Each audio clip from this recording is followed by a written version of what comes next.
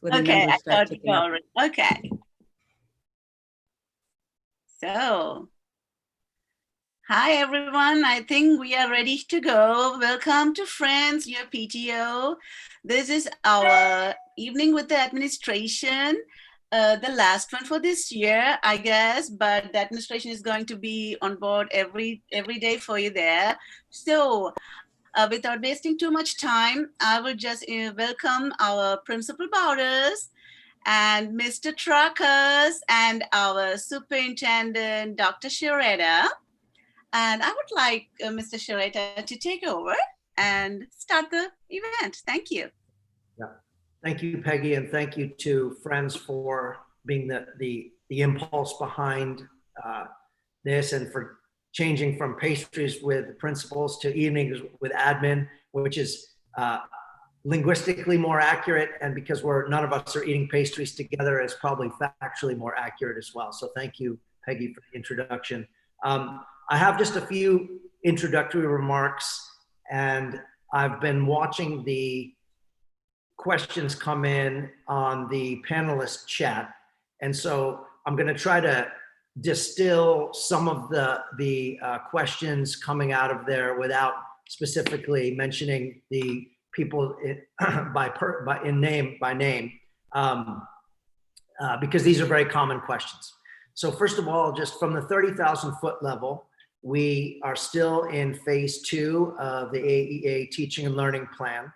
If you'll recall, phase 2 was designed to be a limited number of select students, specifically selected from the areas of special education, English language learners, foster and homeless youth, and socioeconomically disadvantaged students. A select subset of those students coming back to campus in cohorts of no more than 14 students with no more than 2 adults teaching them. All of those cohorts are self-sustaining. And so the idea is that they never have interaction with any other cohorts or any other individuals on either of our campuses for obvious reasons that have to do with contagion. So I think it's reasonable to assume that when you think about how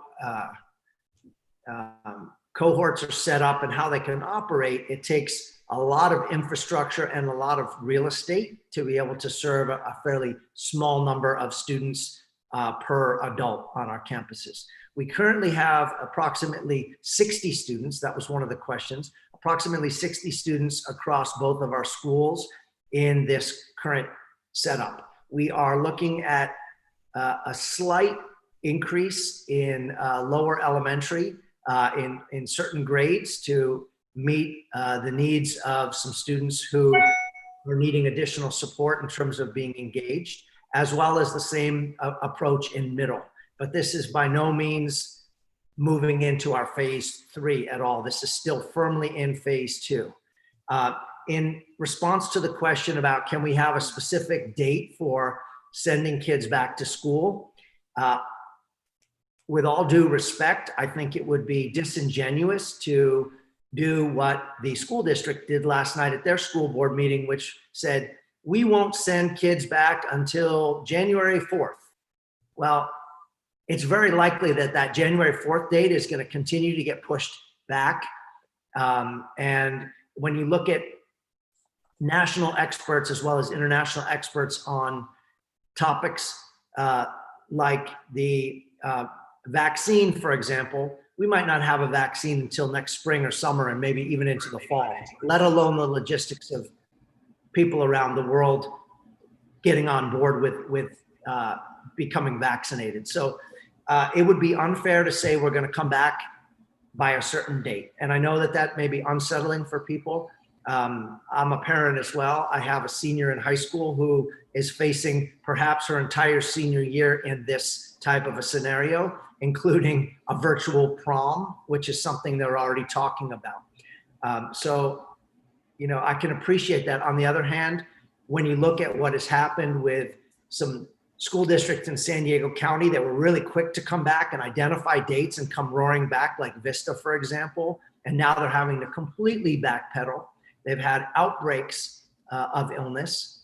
I think it's and when you look at the second wave or the third wave in countries around the world where they're completely locking down again, Italy being a real prominent example, but Mexico is going into a really, really tough lockdown, and many other countries as well, because this thing is bouncing back. It would be unfair to identify a specific date going forward. I always say that we need to plan for the worst and hope for the best. And so that hopefully allows our hearts to stay light and have a vision on the horizon that we will at some future date come back and be able to see students in classrooms and teachers in classrooms and be able to say hi to our colleagues and give people hugs and all those things that we took for granted 8 months ago. But we also need to plan for this current situation extending into 2021 and possibly even to the end of the 2020-2021 school year. That's basically, you know, I realized that in one of these questions talks about this is a not knowing the details makes this an even more stressful situation. I can completely agree, you know. I wish I had all the answers. On the other hand, it's also very stressful to come back and have people get sick and have to reverse course. And so I'll say it again, I say it the last time we met this way, our plan is like a race car designed backwards. So it's meant to go forwards very slowly and go in reverse super fast. And so we're not rushing into anything because we know if we rush into it, we'll very likely need to go in reverse and get out of it. And that's as stressful as anything else. The only other piece I wanted to mention before I pass it to the respective principals is that November 3rd, next Tuesday, is an important day for our country. Obviously, it's election day. I know that many folks have already voted, but even if you've already voted and you dropped off your ballot or you've mailed it, you're going to be interested in what the outcome is on that day. But in addition to the election, by strange happenstance, AEA's high school petition is going to be in front of the San Diego Unified School Board for something called the public hearing. The public hearing is a process, it's a step in a process that was started when we submitted this proposal at the beginning of September of this year. And the proposal basically includes adding high school grades to the existing middle school charter document, and then extending the charter document out for another 5 years going forward in the future. It's a complicated transaction, but the concept is actually really simple. The concept is the fulfillment of a 20-year dream of having an AEA high school so that we can have an IB continuum from kindergarten through 12th grade. Obviously, the board meeting on the 3rd is going to be virtual. It's going to be on Zoom. I am going to have sent out the link to that meeting prior to that meeting taking place as soon as that link goes live, so the public can watch it as well as comment if they feel compelled. It's unlikely that the school board will vote on our petition on that day. The public hearing is for them to hear from us as well as any other members of the public who may have an opinion on Einstein. And then the board will make its ruling at a future board meeting. But it's an exciting step in the process. So those were really my only 2 items that I had to speak to specifically today. And I don't know if Ms. Bowders, would you like to speak to elementary, and then Mr. Trackus for middle? Sure. So hi, everybody. Welcome. I just wanted to update everybody on our phase 2, what that looks like, because I know there's a lot of questions about that. Is a 3-day-a-week program, half days, Monday, Tuesday, and Thursday. And currently the students who are on campus are all students who qualified for an IEP, which is an independent educational plan or program. And these are students who have received extra services and they have an existing IEP. We have had some questions about, students coming on and additional students coming on. And people have to understand our ed specialists who are providing the support on campus also have full loads of teaching distance learning as well. And so it is a bit of a hybrid plan where there is services and individual live in-person support, one-to-one, but there's also support on their current Zoom and then in their distance learning platforms. We really want to make sure that students are able to access the distance learning platform, as Dr. Sharetta said, because there is at any time that there might be a time that we need to go back into distance learning only. And also, we are providing times in the spring, all evaluations, and these are assessments for our students who are potentially initial assessments for IEPs or what we call triennials. A lot of those were backlogged in the spring. We were not allowed to see students on site. So all those students who were needing those assessments during that time have been backlogged.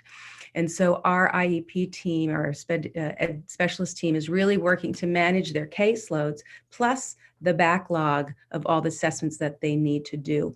We are inviting those students who were in need of assessment on site to get those assessments done. And so with all that, that is what the team is managing on site right now. With that said, it's really wonderful to see students here. They're very happy to be here. We are happy to see them. And it is going smoothly. All protocols are being followed. We haven't had any health scares. And we are proud of that and happy that it is working currently. As Dr. Sharetta said, we are looking at potentially after the spring, the Thanksgiving break, to add a few more students who have either in this meantime qualified for IEPs or for in the other targeted areas that we were looking at in terms of engagement in very small increments after the November break. That's strategic because whenever we change cohorts, there is a 14-day window that you need to quarantine before you make any changes in your cohort. And so as both schools, we'll talk a little bit about the parent-teacher conferences that are scheduled to come up, which are generally scheduled for the week prior to Thanksgiving break. We will be canceling all in-person instruction that week. That will give us that week and the following week after Thanksgiving to have those 14 days of no students on campus so that we can potentially add some students and make some changes to those cohorts while following the guidelines, which we are still mandated to follow. There was a question about the 14-to-1 cohort ratio, and that is still in existence, yes, for us. We are following that with extreme caution. Parent conferences will be virtual this year. You'll look for information from your teachers, but we will be following the similar kind of structure in that there will be a half day of learning for each elementary child. We are continuing any afternoon specials. So if there's a special scheduled in the afternoon, those will still be accessible through the Zooms, but teachers, because they'll be in conferences, will be only providing synchronous instruction for the morning. And so after that lunch, they'll be participating in the parent-teacher conferences. We're really looking at this opportunity to talk with parents and potentially with students and parents to not just report on what your students' progress is, but also what isn't working. Right now, we are a team.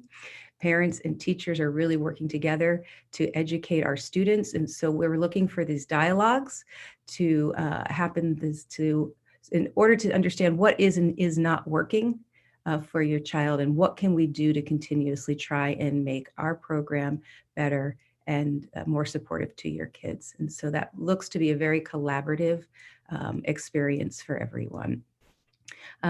We are intending to have our end of semester again it's late January, I think it's the 22nd, and report cards will follow.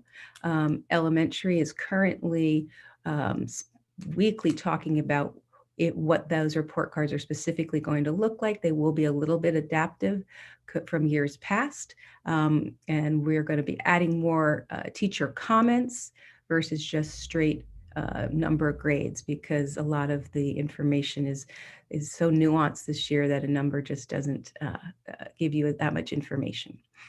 So that is what is ahead for us. Let's see, just one other kind of unique to English, to the elementary school this year, is that we have been asked to write an accountability report called a school plan for student achievement. And this has replaced, in years past, some of you might have remembered that we've had to do what was called an LCAP, which is a local control accountability plan. Big words, but big acronyms, but you might have remembered we'd passed these out at pastries with the principal, and it just kind of talked about our goals for the year. And so in the elementary's case, which we were the ones who had to do one, middle school did not have to do one this year, just based on our designation as a Title I school. But what we did was try and encapsulate within the goals that exist, how we are meeting the needs with a distance learning plan, a hybrid learning plan, and a in-person learning plan. And so those goals are similar to years past, and I'm not going to go into all the details, but I did want to touch on the areas. One of them being making sure that we are providing a PYP education to all of our students. And so teachers are busy reflecting on their planners and changing their units of inquiry in ways that are making the virtual learning more accessible. And so to all students, we are still continuing to provide targeted instruction, intervention for our at-risk students. And so a lot of that looks like small group Zooms or breakout sessions. If you are at home doing distance learning, inviting those targeted vulnerable groups onto campus, as we have already discussed, for that hybrid and in-person learning. We have a lot of support staffs. Our reading specialists are still here. Our aides are still helping support differentiation in the classrooms. We have, although German interns were not able to come over due to visa restrictions, we do have a strong German support team of tutors, of teachers, and of assistants who are also helping to differentiate within the German program. Family involvement, how are we making this accessible to everybody? We have via virtual, our virtual platforms now. So this is a great opportunity. You're seeing it now, these Zooms. We had a Canvas parent university that was well attended with over 100 participants. In some ways, the Zoom platform has actually increased our parent involvement, because people can, and this is just in terms of the watching it live, and there's opportunity to watch it, of course, asynchronously. And so this might be an element that we actually carry over after we get back to in-person. Making sure we provide also the devices. We continue to give out devices and support technology-wise.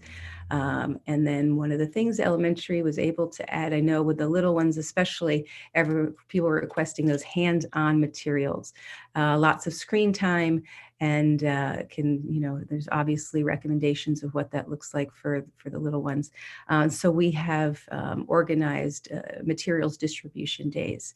And so we just started our second round, 5th grade today, and we will continue to do that throughout the school year to make sure that those math books and materials and library books are hard copy in your hands.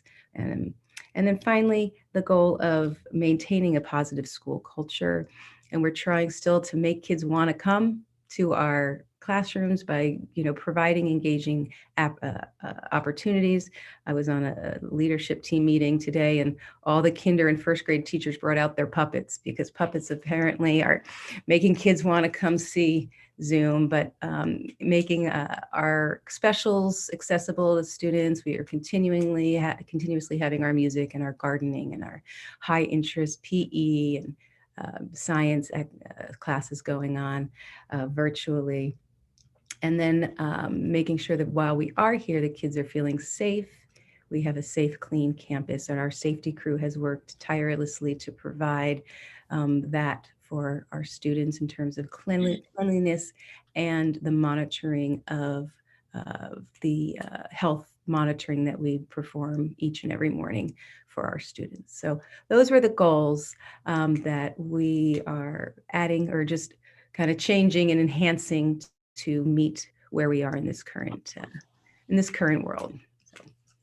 Thank you. Thank you, Mrs. Bowders. Mr. Truckers, would you take over? Oh, we can't hear you.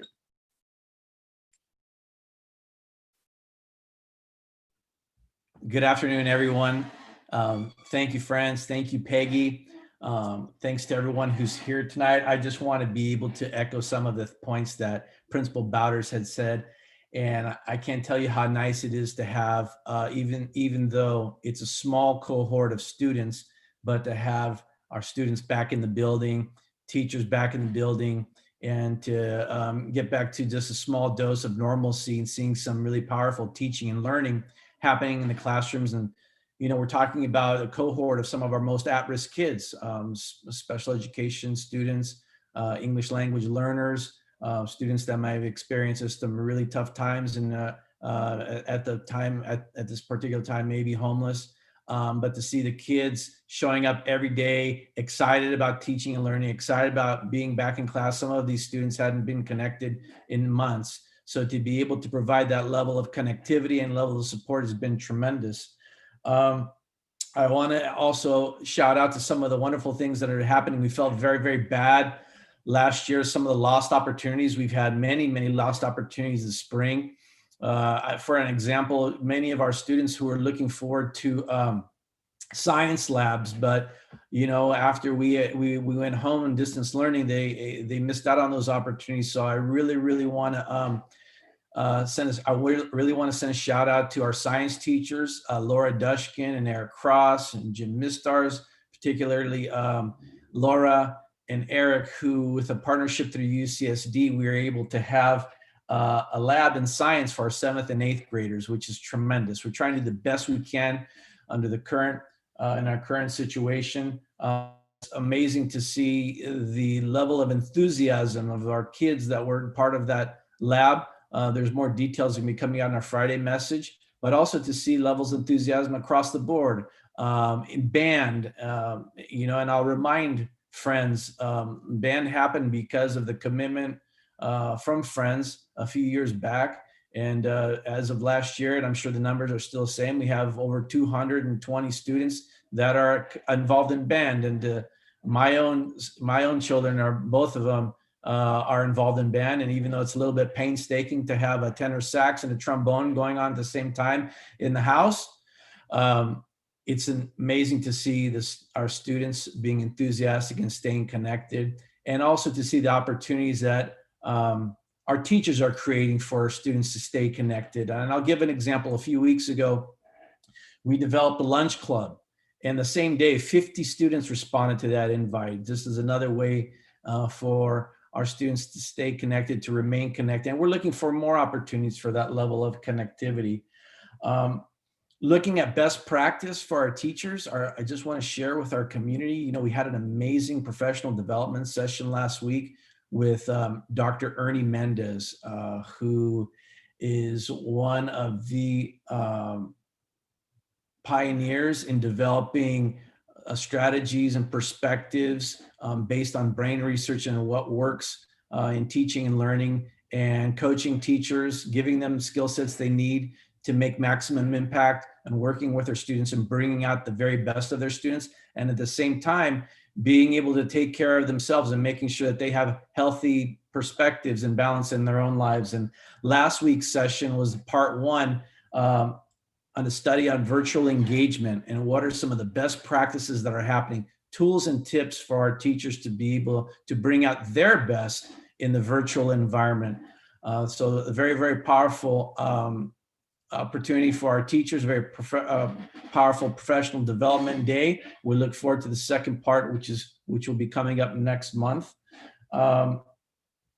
I also wanted to be able to share some of the work that we're doing in being strategic and intentional and making sure that we can find a way to develop a baseline for all of our students so we can measure growth. Typically, we do that through map testing. It's been very, very difficult because there's a security issue when it comes to map testing when in the virtual and climate. So we're looking at a way where we can be able to do that securely. So I want to send a shout out to everybody that was part of that.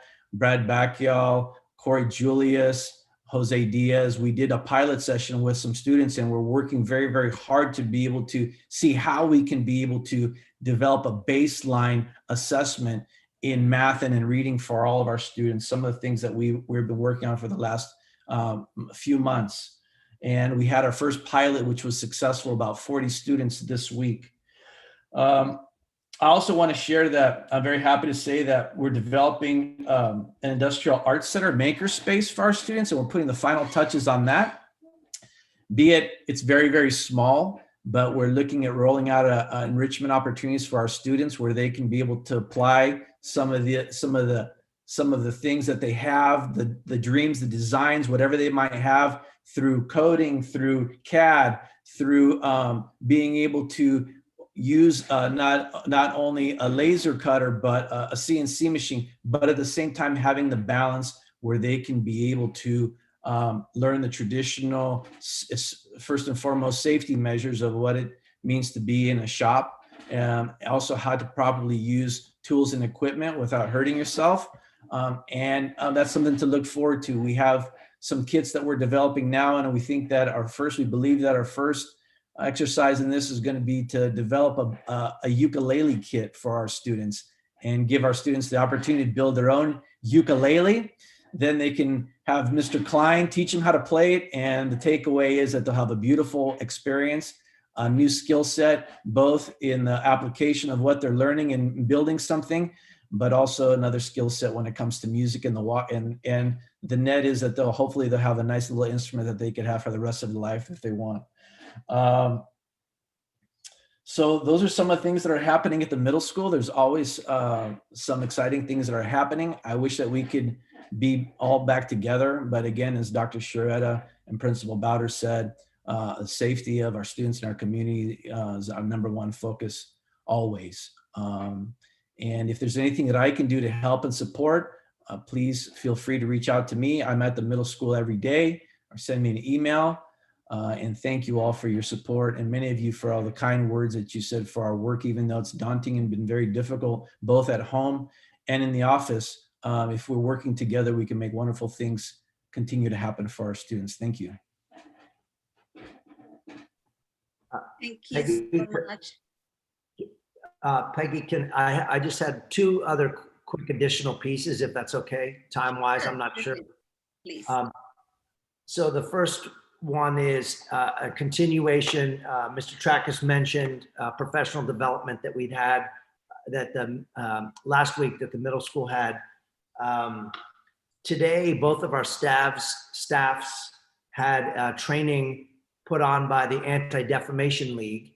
And this was, you would have all received communication, and I wanted to thank all the parents on this call for the flexibility of allowing us to have your students be learning asynchronously today so that we could have our folks 100% engaged in this work.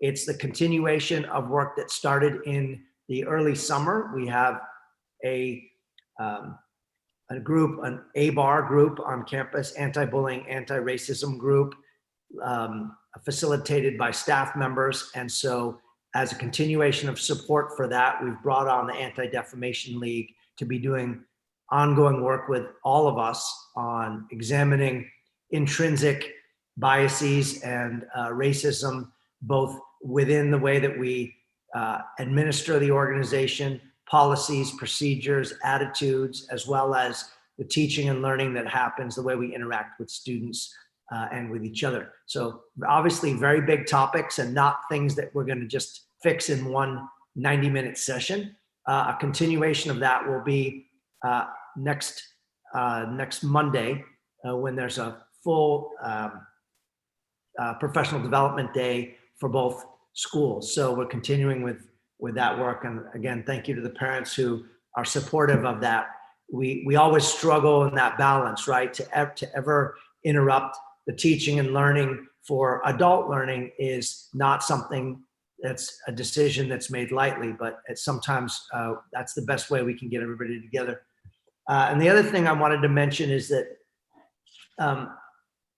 Principal Bowders talked about the safety, health and safety protocols that we have on both of our campuses, from the cleaning end, which has been exemplary, to the temperature taking, to the zero visitors on our campuses, and all those pieces to ensure to the best of our ability that people are safe.